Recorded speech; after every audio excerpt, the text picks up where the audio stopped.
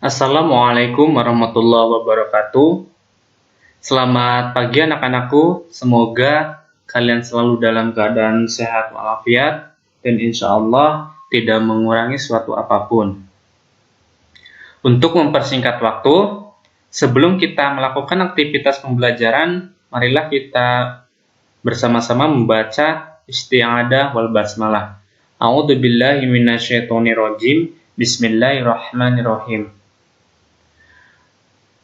Baik, pada kesempatan hari ini, Ustadz akan membahas materi tentang menelaah struktur dan bahasa teks deskripsi. Langsung saja kita ke pembahasan yang pertama, yaitu mencermati struktur teks deskripsi. Struktur teks tanggapan deskripsi mencakup 3 hal. Yang pertama, identifikasi. Yang kedua, deskripsi bagian. Dan yang ketiga, simpulan.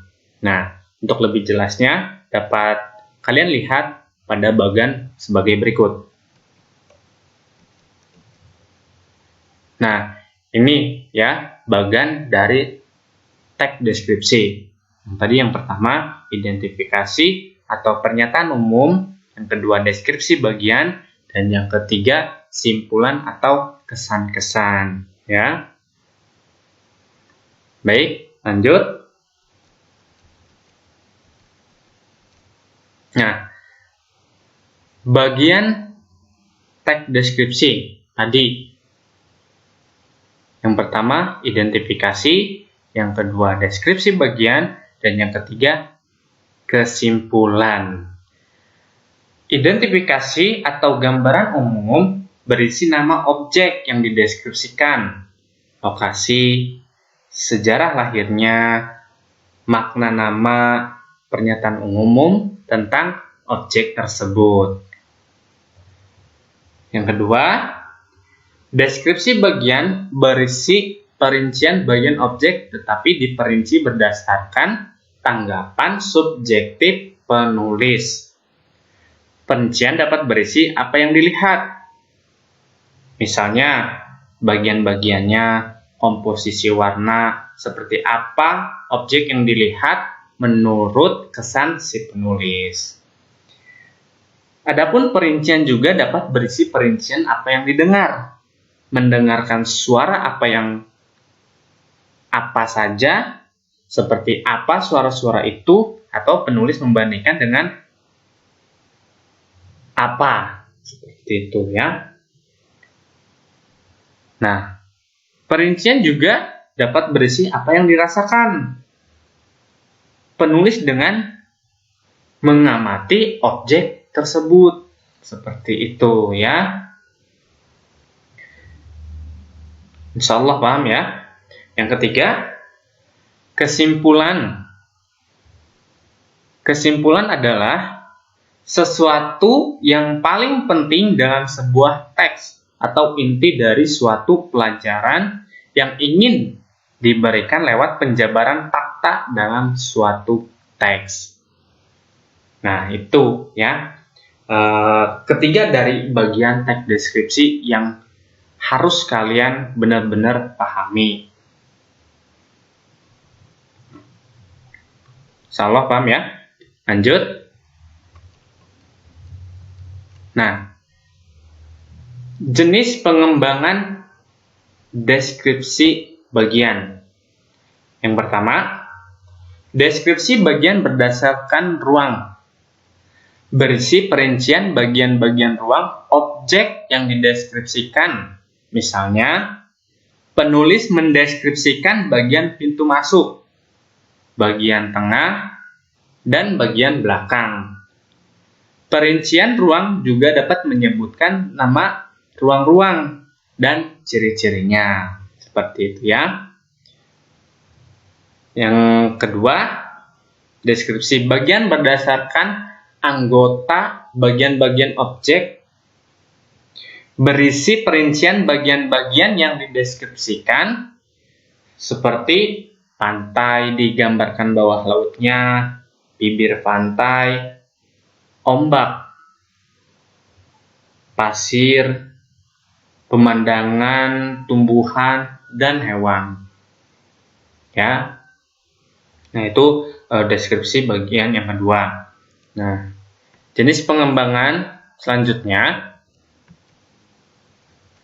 deskripsi bagian berdasarkan proses sesuatu berlangsung, berisi perincian bagian awal, mulai meningkat, puncak atau inti, dan penutup. Misalnya, si penulis mendeskripsikan awal pementasan, puncak adegan, mulai meluruh, dan penutup.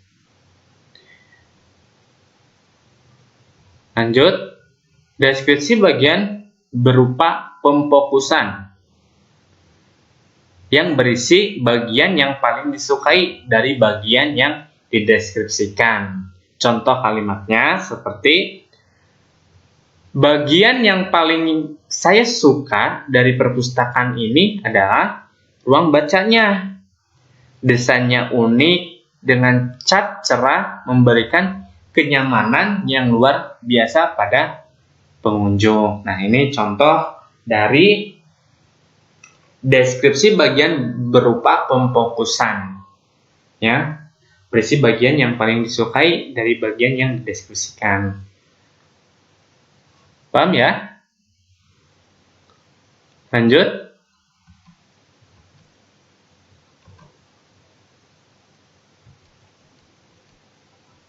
Nah, kita akan menelaah penggunaan bahasa pada teks deskripsi. Ya, penggunaan kalimat perincian untuk mengkonkretkan. Contoh kalimatnya sebenarnya seperti yang sudah pernah Ustadz sampaikan di pekan sebelumnya. Ya. Contoh yang pertama, ibuku orang yang sangat baik. Dia berusaha menolong semua orang. Dia ramah dan tutur katanya lembut pada siapa saja. Ya. Contoh yang kedua, rangkaian koral di Laut Karimun Jawa berbagai bentuk dan beraneka warna. Ada koral berbentuk bunga, berwarna krim, dan merah muda. Di tengahnya ada bintik-bintik menyerupai benang sari. Nah, itu contoh dari penggunaan kalimat rincian untuk mengkonkretkan. Ya, lanjut. Nah, penggunaan kalimat yang menggunakan serapan panca indera. Jadi, teks deskripsi berisi kalimat yang seolah-olah dapat dilihat, didengar, dan dirasakan oleh si pembaca. Ya, contohnya seperti kalimat tersebut dari seolah-olah kita melihat. Contoh kalimatnya, pantai panjang dengan pasir putih. Ya, silakan kalian bisa carilah dari contoh teks deskripsi yang contoh kalimatnya itu seolah-olah kita melihat.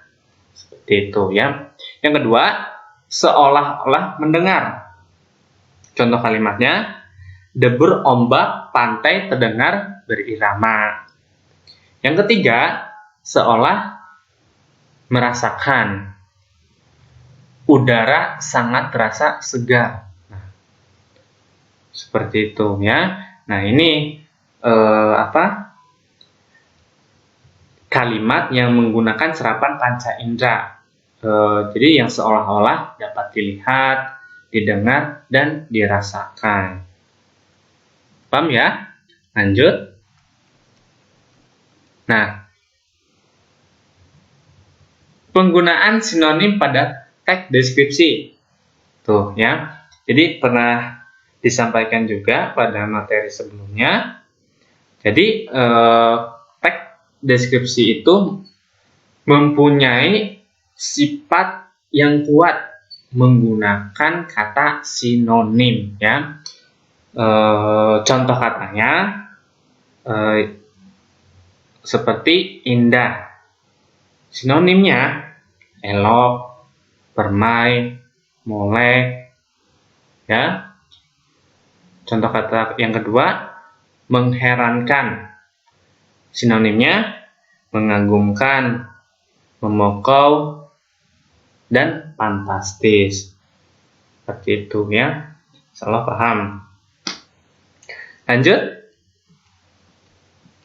Nah,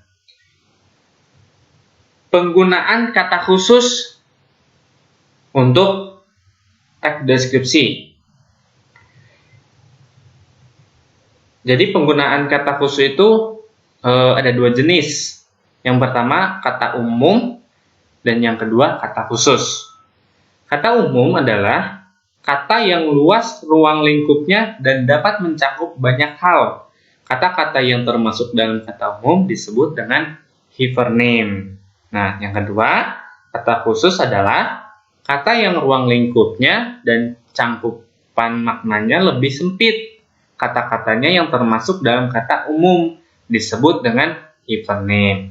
Kata umum dan kata khusus sebenarnya sinonim, tetapi dengan makna yang lebih khusus. Jadi, singkat penjelasan bahwa perbedaan antara kata umum dan kata khusus, kalau kata umum itu